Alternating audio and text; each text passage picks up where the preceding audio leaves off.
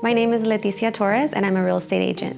So my parents immigrated here when they were young children from Mexico, and they met here later in life, had kids, myself and two others.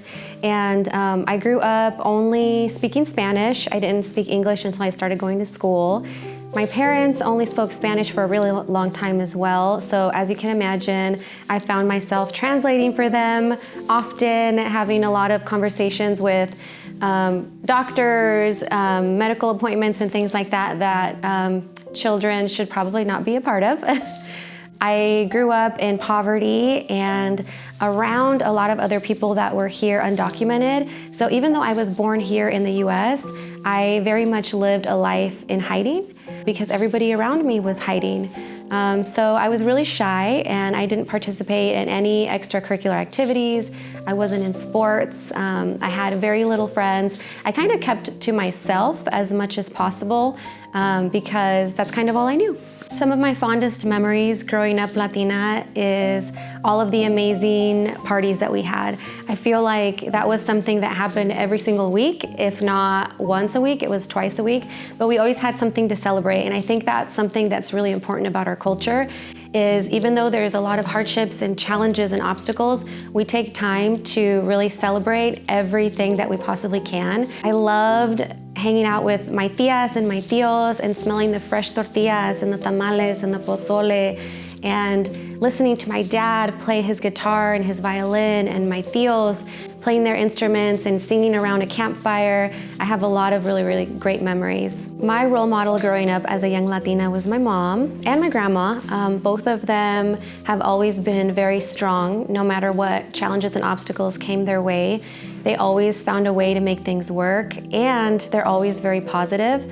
My mom is one of the kindest, most loving, most beautiful people that I have ever met. It doesn't matter how much you've hurt her, how much harm you've done to her, like she will love you unconditionally no matter what.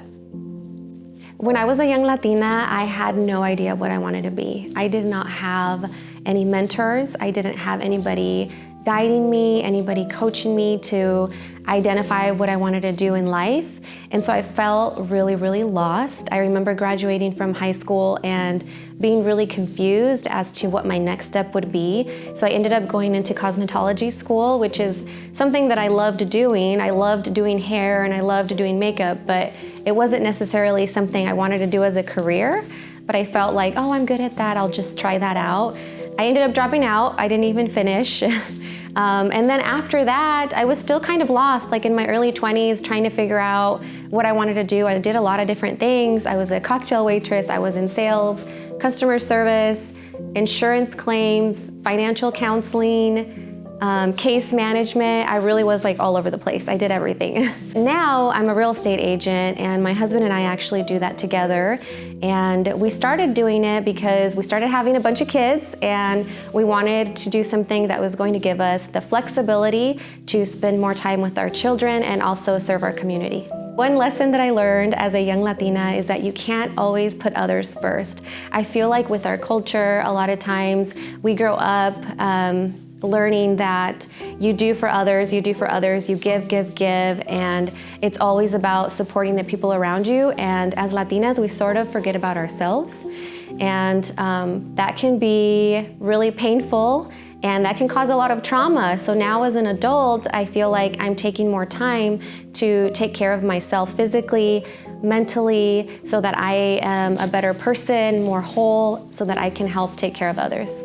If I could give one piece of advice to young Latinas in our community, it would be to use your unique challenges and experiences to help uplift other Latinas in our community.